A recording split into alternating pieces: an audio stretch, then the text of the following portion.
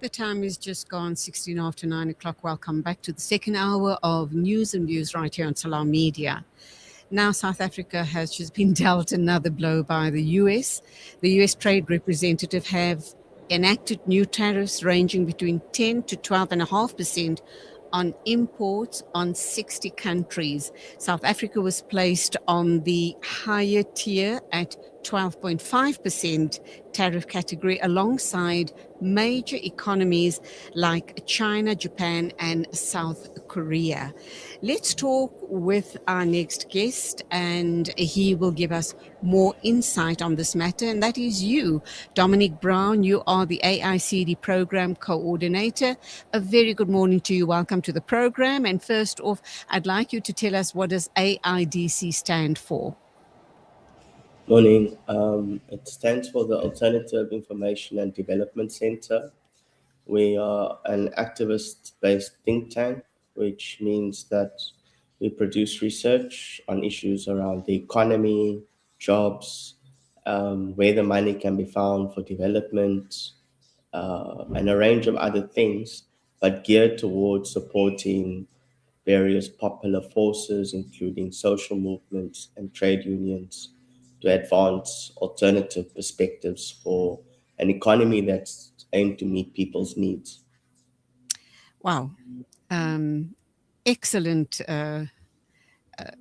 thinking, and obviously, as an organization, I trust that this does support our economy and South Africa as a whole. So what do you make of this US trade blow to us as South Africa? And we're not alone in this, are we? I mean, China, which is another superpower, has also been dealt this blow. But let's talk South Africa in particular. So I think the first point that perhaps should be made is that when we look at the tariffs that's increases that's being imposed, they are on selected items in a basket of goods, so they don't include everything. So when you look at our critical minerals, for example, there are no import tariffs on that. There are also no import tariffs on some of our citrus, our nuts, and so on. So that indicates that the US is still interested in getting our other products for cheap as part of their development strategy. And so I think we really have to see this as an imperialist agenda by the US, trying to reassert its dominance over the global economy, which I would say that brings me to my second remark, which is that these tariff increases is to try and deal with the big problem that the US and many other countries, including South Africa, is facing, and that's the de-industrialization of our economies. And that's where the size of manufacturing as a share of the economy and as a share of employment has shrunk substantially over the past 30 or 40 years. And so tariffs can be a means to help to make locally produced products more competitive in relation to imports in the global economy.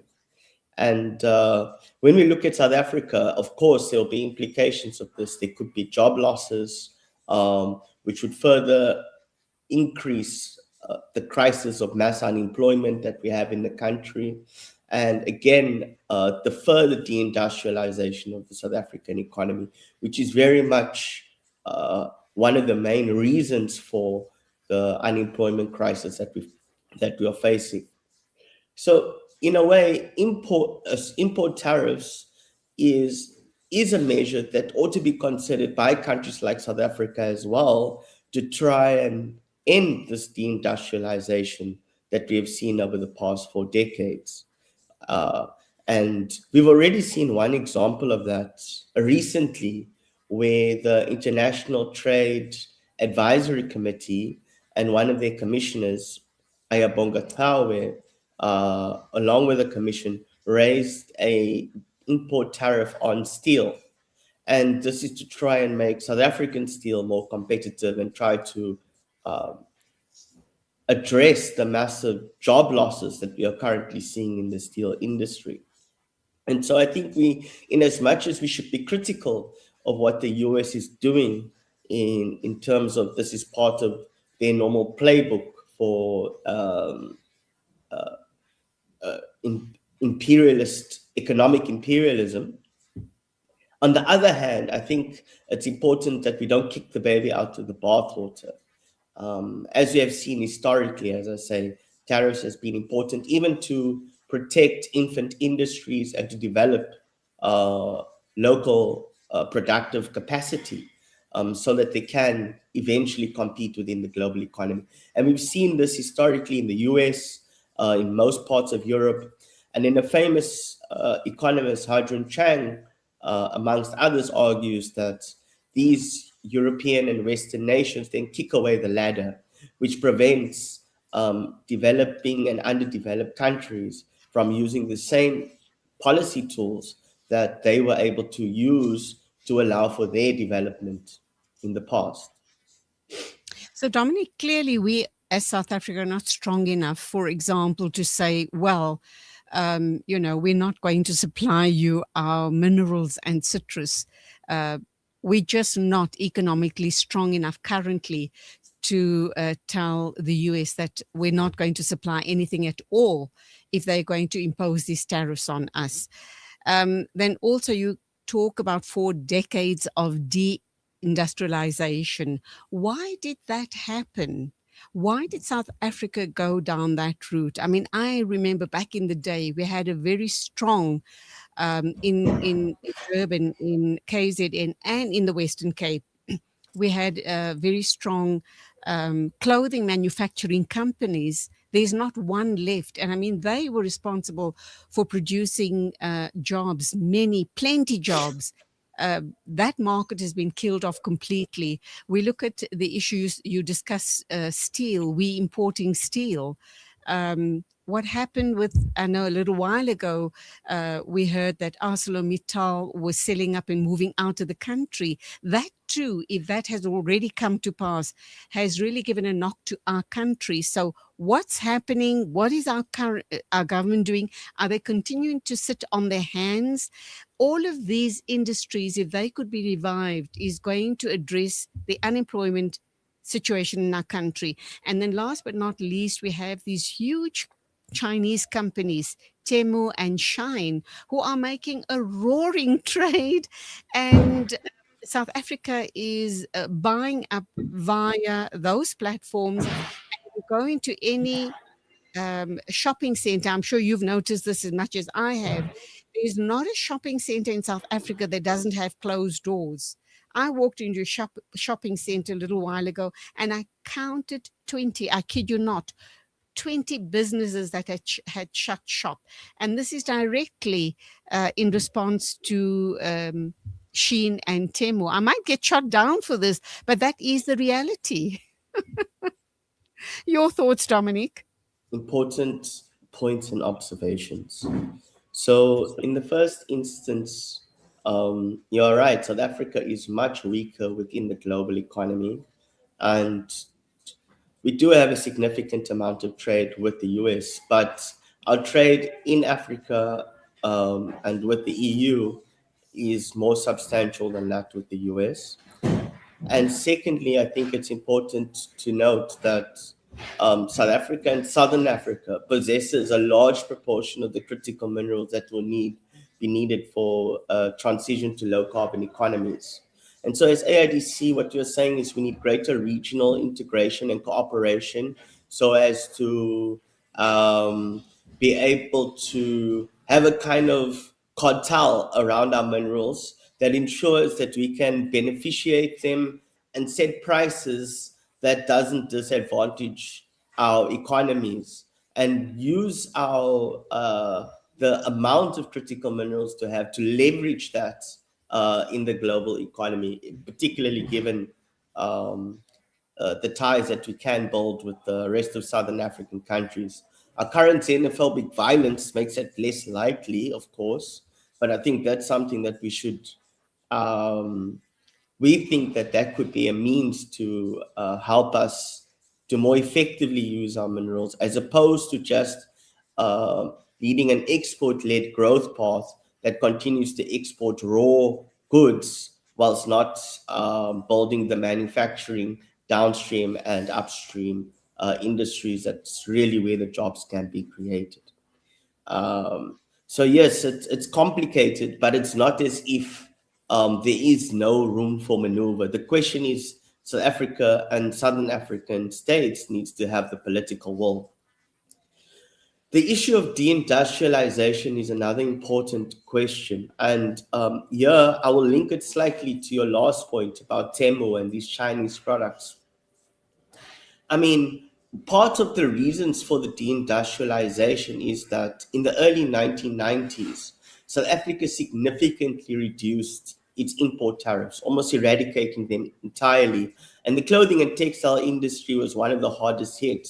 And this came about as a result of, yes, you get cheap imports in the form of some clothing and dumped goods, but at the high cost of the job losses that's associated with it. So the reduction in the tariffs and allowing for so-called cheaper imports has come at a big cost. That's one aspect of the deindustrialization. Another dimension is in terms of the problem of investment. And since the late 1980s and ongoing until today, the level of fixed investment, this is investments into the real economy, has been far below the levels required to drive reindustrialization or the industrialization of the South African economy. Partly because the South African state hasn't liberated sufficient public finance, of which we did have resources and still do, to invest in the real economy. And two, it's because of the extremely high interest rates that we've been having, which actually is a disincentivizes investments in the real economy. So those are an additional points, and there are an array of other factors, including effectively the financialization of the South African economy. This is where investments, instead of to the real economy, is going to the financial sector. It's this continuation of this export-led growth. All of these factors together has been underlying factors driving deindustrialization in South Africa, but also in varying degrees in other parts of the world. Your picture has just frozen there. Are you done with that comment? Can I put my final question to you? Are we on the Yes. path of reindustrialization? Because that would revive our economy. And I also am realistic enough to realize that it's not an overnight fix. It's going to take years and years to get there, possibly 5 years, if we're talking long-term planning. Is that on the cards? Is government perhaps looking at these type of models with people like the AIDC and other such interested parties in reviving our economy, in getting our youth employed, and to make this country viable again? So it's quite interesting in that on the one hand, the issue of industrialization has very much come back onto the government's agenda. And they've, in fact, the Department of Trade and Industrial Cooperation has recently launched a industrial development strategy. And so if you look at it at face value, you would think, okay, our government is seriously thinking about what it's going to take to reindustrialize the South African economy. But the devil is really in the details. And what we see in the first instance is that there is no a strategy to increase the level of fixed investment. There's just a reliance that through public-private partnerships and increased privatization, we'll be able to attract private sector investment. And we are not putting our money where our mouth is, so to speak, and investing in aspects of the economy that can drive this reindustrialization process. Secondly, when we look at what are the main elements of this so-called industrial strategy, it reinforces this export-led growth model, but shifts from our traditional minerals to the critical minerals. And it seeks to increase the exports of these goods in a context where there's a growing demand for critical minerals, for driving energy transitions and transitions to low carbon economies. And I mean, there is no commonality between the industrial side of the strategy, the enabling fiscal policies that would need to be driving it, nor is there any coordination with monetary policy. And we still see, even though there hasn't been a rate hike, South Africa has amongst the highest interest rates in the world. And one of the challenges that we're seeing preventing or an obstacle to investment is the cost of capital, the borrowing cost for doing business. And unless you are able to dramatically reduce interest rates, it's going to continue to mean low levels of gross of fixed investment, or what's also known as gross fixed capital formation. There's really no plan to transform the South African economy for meeting people's needs and building local productive capacities.